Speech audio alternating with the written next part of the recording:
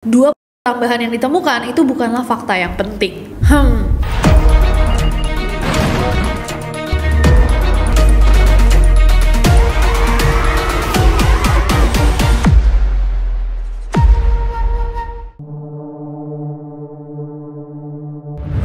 Hey guys, it's Nasi and welcome back to Neror. Kalau kalian belum subscribe ke channel ini, jangan lupa klik tombol subscribe-nya. Dan yang mau kembaran pakai merch Neror, you know where to get it. The Man of Steel atau Manusia Baja adalah julukan untuk sosok superhero bernama Superman. Tidak ada senjata tajam atau bahkan peluru yang bisa menembus tubuhnya. Yes, mungkin kalian yang menyukai dunia superhero, DC atau Marvel, gak mungkin ada yang gak tahu Superman. Superhero yang datang dari planet Krypton, yang nama aslinya Kal-El, sampai bumi jadi Superman, tapi disembunyikan di balik persona manusianya Clark Kent. Salah satu superhero paling terkenal sepanjang masa. Tapi banyak yang tidak tahu bahwa ada sebuah tragedi dan misteri besar di balik kematian salah satu Superman yang sangat terkenal pada masanya. Selain bahwa ia membuktikan bahwa Superman pun bisa tertembak di kehidupan asli, banyak sekali kejanggalan di balik kematiannya yang memulai perdebatan panjang karena banyak sekali yang percaya adanya konspirasi. Malam ini kita akan membahas misteri kematian dari mantan Superman, George Reeves, beserta teori-teorinya. So langsung aja Nerris, without any further ado, stop senyum-senyum, cause shit's about to go down. Rambut yang mana, Kak? Sini. Iya. Dah? Sekalian aku mau touch up dikit. By the way, sering ada yang tanya tentang complexion. This is my favorite cushion. Ini udah aku repurchase berkali-kali. Ini pun sudah mau habis. It's Skintific Matte Cushion. So good. Aku suka banget karena emang finishnya tuh velvet matte. Bagus banget. Bikin muka kelihatan flawless. Tapi masih kayak kulit aku versi lebih bagusnya gitu. Dia nggak cakey, transfer proof. Buat yang oily juga cocok karena dia bisa ngontrol minyak sampai 12 jam. Jadi bagus banget in real life guys. Dia bikin muka nggak kayak mengkilap oily, tapi tetap terhidrasi. Ngerti nggak? Karena dia emang ada kandungan skincare-nya. Dan ini aku suka banget puffnya karena menurut aku ini pas banget untuk semua bagian dari wajah kita. Dan coveragenya coba ya. Coba ini udah on its last leg. Coba nih ya, lihat ya coveragenya. Ini di atas luka aku. Tuh! Makanya udah hitam, mata panda, bekas jerawat atau uneven skin tone itu bisa banget diratakan sama ini kayak di before after aku ini. Dia juga long lasting banget. Biasanya aku pakai sebelum shoot, sorenya setelah shoot 2-3 video, makeup masih stay, masih bisa dipakai meeting, keluar, makan dinner, still on point. Ada 8 shades yang berbeda juga, dari cool tone sampai warm tone, cocok sama kulit-kulit kita di Indonesia. Dan best part yang bikin aku repurchase berkali-kali adalah ini sangat affordable, cuman 100 ribuan, bisa di refill juga, jadi lebih hemat. Dan buat kalian yang mau check out juga, bisa langsung cek aja di keranjang di bawah. Anyways, jadi sidetracked kita. Langsung aja dengan kita mengenal siapa itu George Reeves.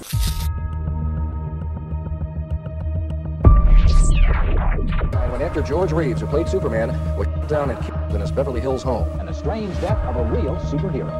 Was it suicide? Was somebody Superman?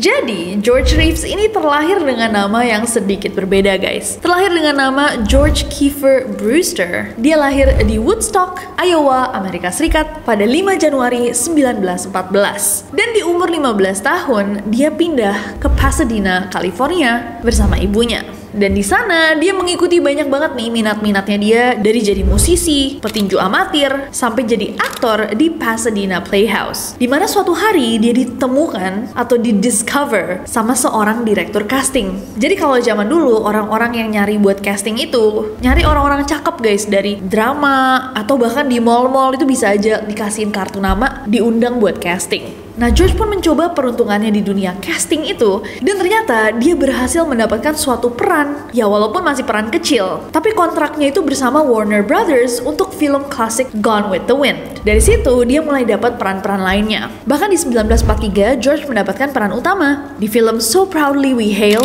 dan jadi terkenal banget guys. Tapi di 1943 juga Amerika Serikat itu lagi butuh banyak banget orang untuk dikirim ke medan perang. Karena itu berarti zamannya Perang Dunia Kedua. Akhirnya mau nggak mau George harus pergi perang di tengah puncak ketenarannya. Pas dia lagi terkenal-terkenalnya. Selesai dari membela negaranya di perang.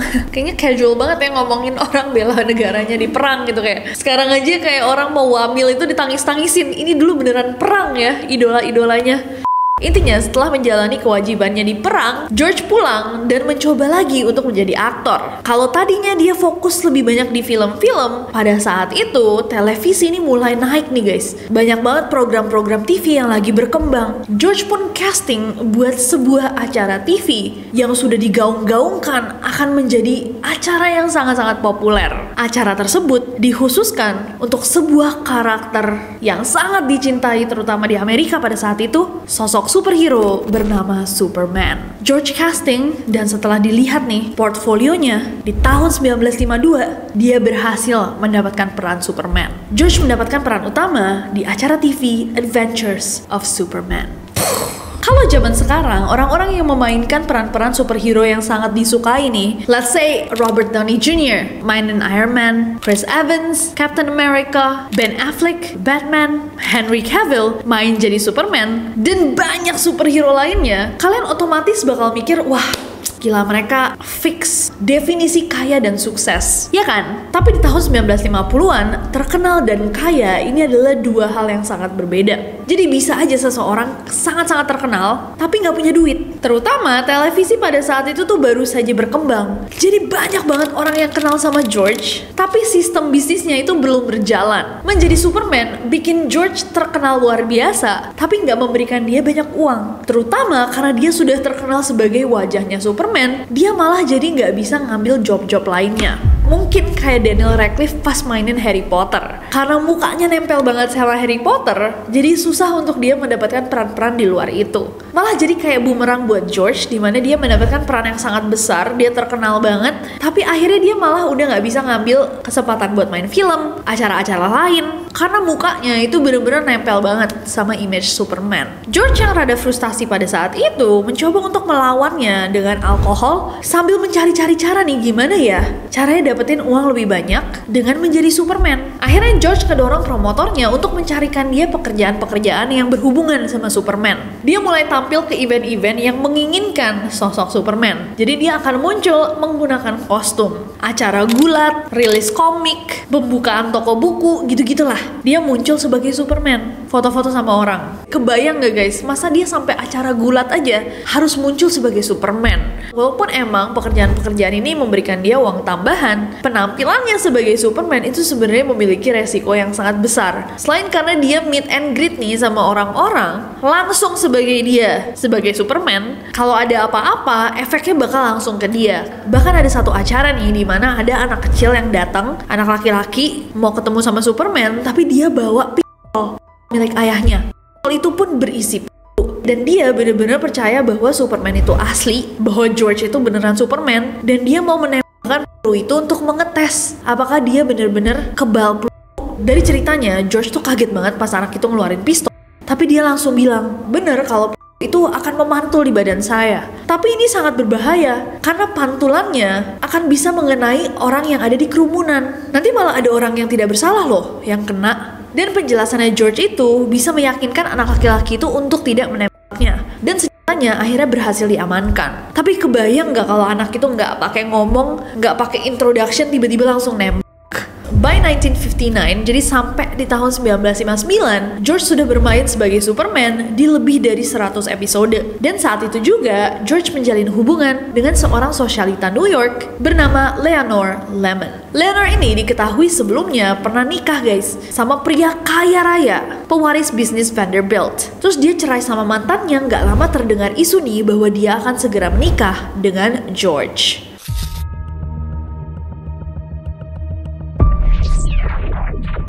Actor George Reeves, who played Superman, was shot down and killed in his Beverly Hills home. And a strange death of a real superhero. Was it suicide? Was somebody Superman?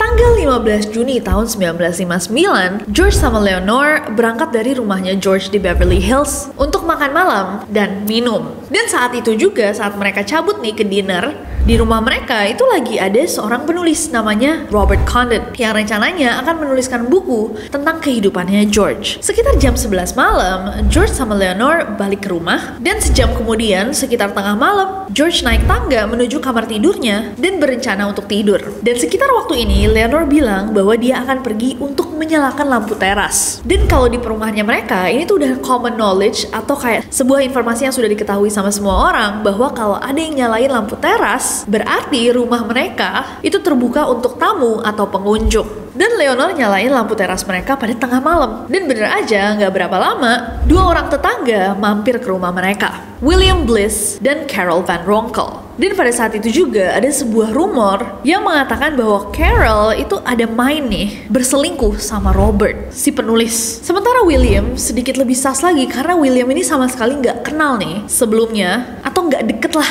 sama keluarganya George dan Leonor. Jadi malam itu di ruang tamunya George ada 4 orang. Ada Leonor, William, Carol, sama Robert si penulis yang katanya ada main sama Carol. Sekitar 1 jam setelah George naik, jam 1 pagi George tuh sempat turun. Tapi kelihatan dari raut wajahnya tuh dia kayaknya udah capek gitu. Kelihatan lagi nggak mood untuk kumpul-kumpul. Bahkan mukanya tuh cenderung lebih kesel. Katanya dia sempat mengeluarkan kata-kata yang mengancam akan mengusir William dari rumahnya. Tapi nggak lama abis itu George minta maaf sama semuanya. Karena moodnya lagi nggak baik, dia pun balik untuk naik tangga menuju kamarnya di lantai atas. Nah setelah George balik ke kamar, nggak lama Leonor, Robert, Carol, sama William dengar ada suara laci yang dibuka. Suaranya seperti laci di samping tempat tidurnya George. Abis itu tiba-tiba terdengar satu suara tembakan.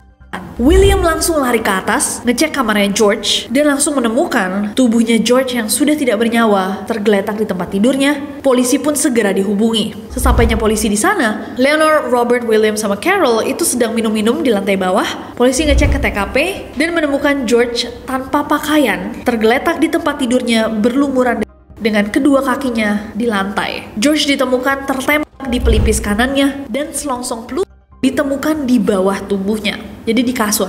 Di lantai ditemukan sebuah senjata, pistol Luger Jerman 9mm, ditemukan tepatnya di antara kedua kakinya, dan percikan darahnya George itu menyebar sampai ke langit-langit kamar di tempat pelurunya bersarang. Jadi pelurunya tuh nempel di atap. Coba perhatikan baik-baik informasi tadi. Actor George Reeves, who played Superman, was shot down and killed in his Beverly Hills home. And the strange death of a real superhero. Was it suicide? Was somebody Superman?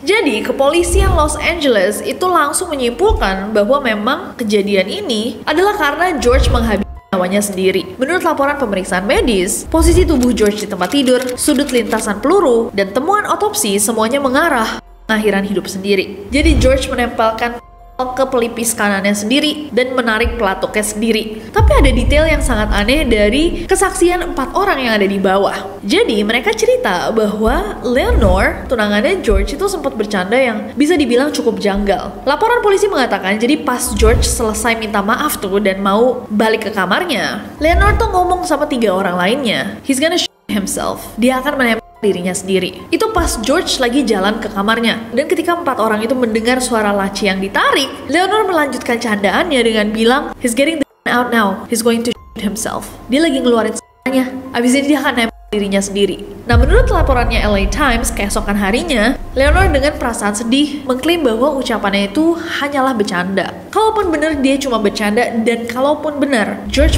hidupnya sendiri, berarti Leonor sebenarnya punya cukup informasi atau cukup tahu bahwa calon suaminya ini lagi nggak dalam kondisi baik-baik aja secara mental, ya nggak sih? Baik yang bilang bahwa ya karena karirnya George kurang baik, semakin menurun, makanya dia hidupnya sendiri, mungkin dia benci kehidupannya. Apalagi sejak Superman, dia tuh nggak bisa ngambil peran-peran lain selain peran-peran kecil atau penampilan dengan kostum tertutup. Tapi Turner Classic Movies juga melaporkan bahwa rumor-rumor yang bilang bahwa karirnya George mandek itu juga dilebih-lebihkan. Karena pada saat kejadian ini, George sudah melanjutkan kontrak untuk season barunya Superman dan lagi casting untuk peran detektif Milton Albergas di film terbarunya Alfred Hitchcock yang berjudul Psycho. Film yang potensinya besar banget. Ditambah lagi kalau misalkan dibilang dia sama sekali nggak punya uang, juga kayaknya kurang akurat deh. Dia tinggal di Beverly Hills, masih bisa maintain kehidupan sebagai artis. Dan setelah 100 episodenya Superman, masih akan ada season baru, yang berarti dia nggak segabut itu juga.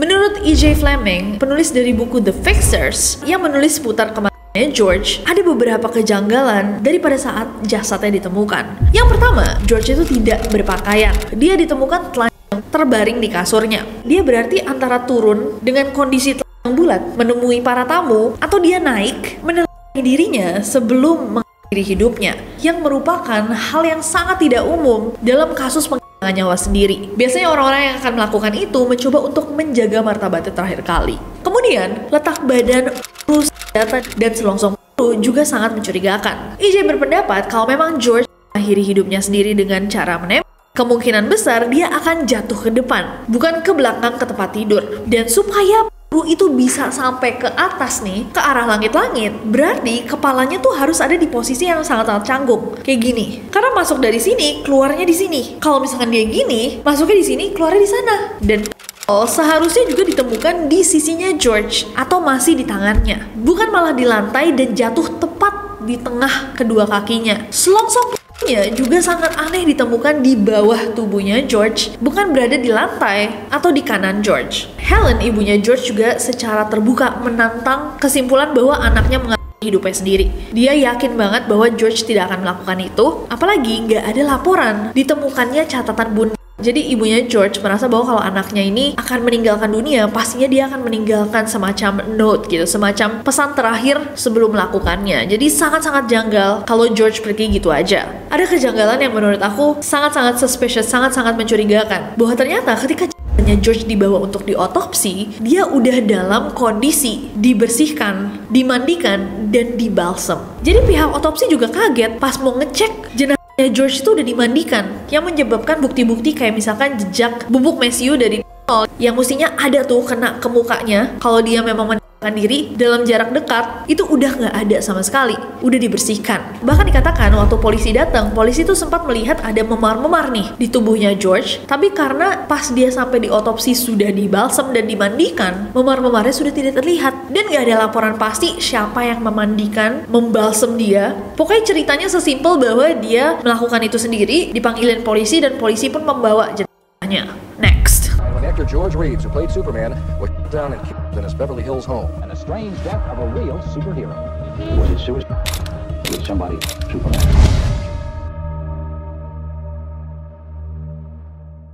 Nah, salah satu teori yang beredar menaruh kecurigaan terhadap Leonor. Tapi gimana bisa? Leonor kan pada saat itu berempat bersama tamu-tamunya duduk di ruang tamu ketika George dirinya sendiri. Ada teori yang mengatakan bahwa Leonor pada saat kejadian itu sebenarnya hanya berdua sama George, tidak sengaja si George. Kemudian dia memanggil teman-temannya untuk menjadi alibi bahwa dia waktu itu bersama orang-orang lainnya. Tapi apa motifnya? Jadi ada beberapa fakta tentang Leonor yang dirasa orang-orang menguatkan teori bahwa dia bersalah. Yang pertama adalah Leonor tuh dikenal atas amarahnya yang seperti Vesuvian, suka tiba-tiba meledak. Selain itu, kayak tadi aku ceritain, Leonor sama George pada saat itu diisukan akan segera menikah. Tapi ternyata hal ini tidak pernah diungkapkan oleh George. Dia bahkan tidak mengakui hal ini secara terbuka. Dan lebih parahnya lagi, ada sebuah artikel di bulan April pada tahun itu yang bahkan melaporkan pernikahan mereka itu akan dibatalkan.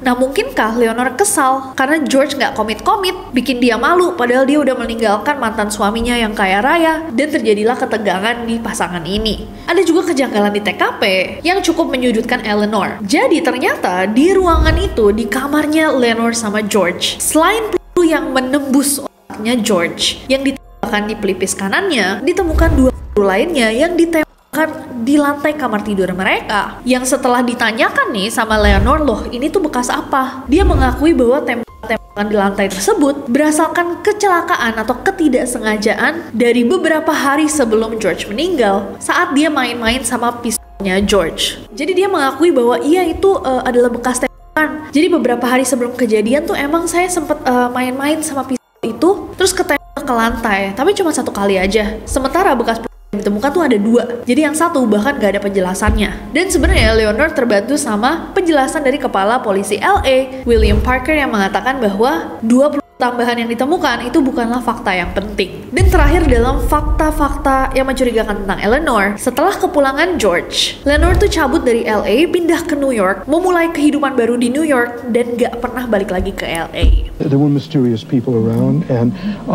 so I had been told there was even some connection. There were people that were involved with Jimmy Hoffa. It was a very peculiar situation, whatever it was. What do you guys think? Gimana menurut kalian? When actor George Reeves, who played Superman, was down and killed in his Beverly Hills home. And the strange death of a real superhero. Was it suicide? With somebody Superman?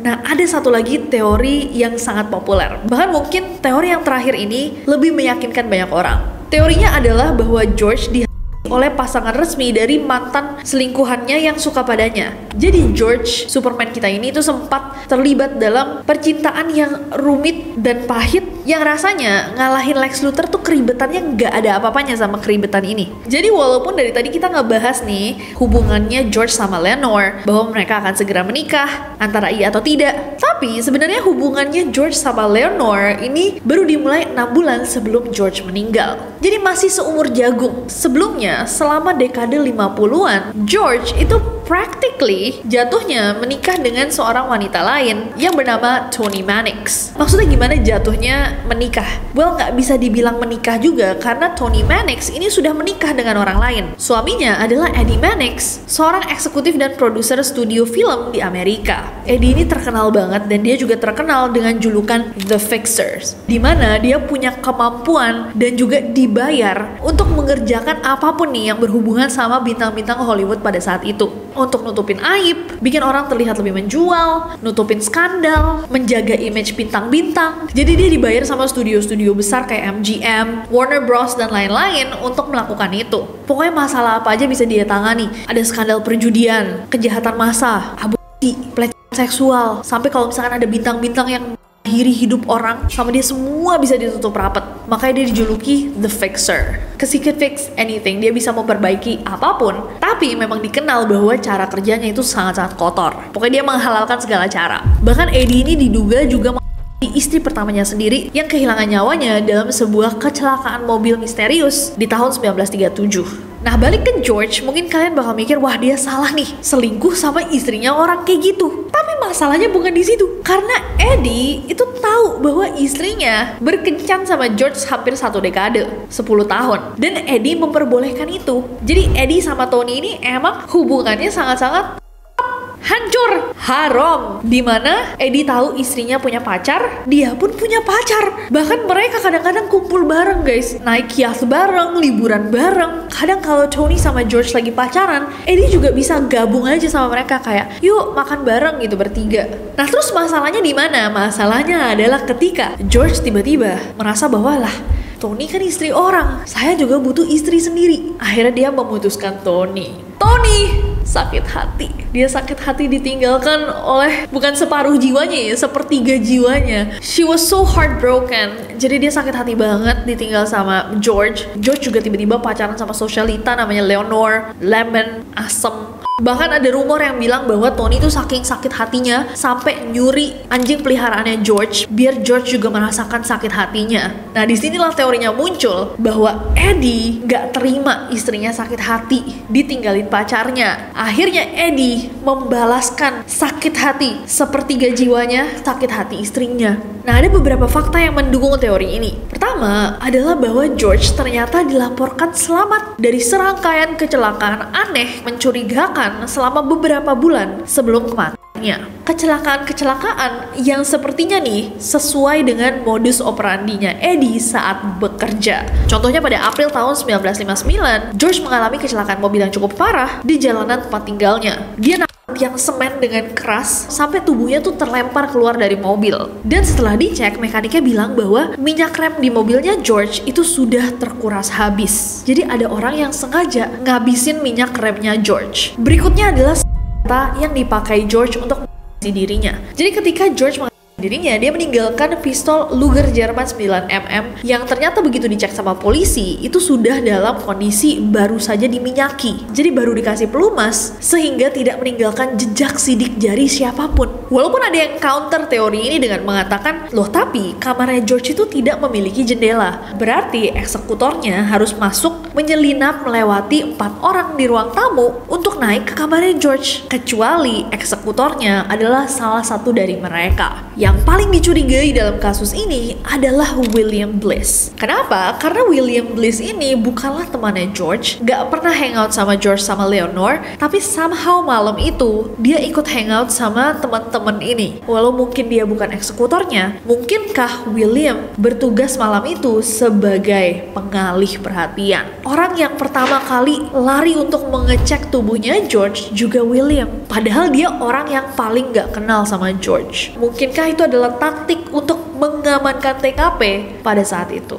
Dan guys, sejak kejadian selama bertahun-tahun terus muncul nih beberapa fakta-fakta yang sepertinya malah menguatkan teori bahwa Tony bersalah. Seperti Phyllis Coates, aktris yang memerankan Lois Lane di musim pertamanya Adventures of Superman, mengaku beberapa tahun setelah kematiannya George bahwa pada hari George meninggal jam 4.30 pagi, Tony menelpon Phyllis dan bilang, "The boy's dead, he's been murdered." Laki-laki itu udah meninggal, dia telah dihabisi. Padahal jam 4.30 pagi mestinya berita ini belum sampai ke media, belum sampai ke kerabat-kerabat dan keluarga, mestinya belum sampai ke mantannya atau suami mantannya. Di tahun 1999 juga seorang humas dan konsultan politik bernama Edward Lousy yang berteman dekat sama Tony cerita bahwa Tony itu sempet takut banget masuk neraka. Dan di momen-momen waktu dia takut banget masuk neraka itu, dia sempet rajin nih ke gereja. Terus dia ketemu sama pendeta dan dia ngaku sama pendetanya bahwa dialah yang mengisi nyawa George Reeves. Edward bilang bahwa pendeta itu ngomong sama dia dan bilang, tapi kamu jangan bilang sama siapa-siapa ya, karena kalau misalkan ini keluar, nyawa saya bakal terancam.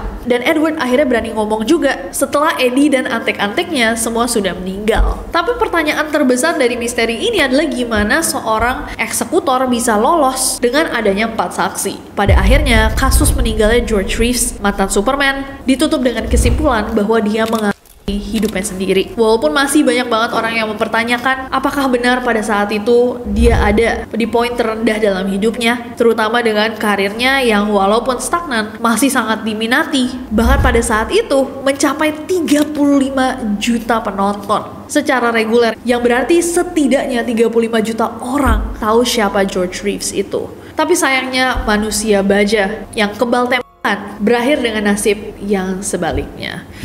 Itulah kisah misterius kematian dari seorang George Reeves, mantan Superman. Gimana menurut kalian guys? Teori mana yang menurut kalian paling masuk akal? Mana yang kayaknya kok cuman cocok logi? Dan fakta mana yang paling gila menurut kalian? Apakah kalian tahu tentang George Reeves sebelumnya? Mungkin untuk pecinta superheroes DC, kalian tahu kisahnya? What do you guys think? Aku gak sabar banget untuk bacain komentar kalian semua di bawah. Sekalian komen dong, kira-kira next time apa yang mau kita bahas bersama di Neror. Terima kasih semuanya yang udah nonton. Jangan lupa cek semua video yang tayang minggu ini, ada 4 video. Semoga kalian suka semua. Dan jangan lupa subscribe, karena aku gak sabar untuk ketemu kalian lagi minggu depan. Bye-bye.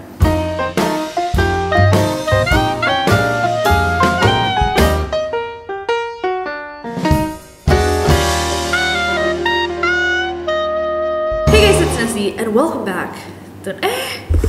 Pede banget. Seorang, bisa dibilang seorang kah? Suatu superhero, suatu sosok superhero. Dia tuh datang dari planet apa sih? Dia alien dong berarti, UAP. Mendengar suara laci samping keempat.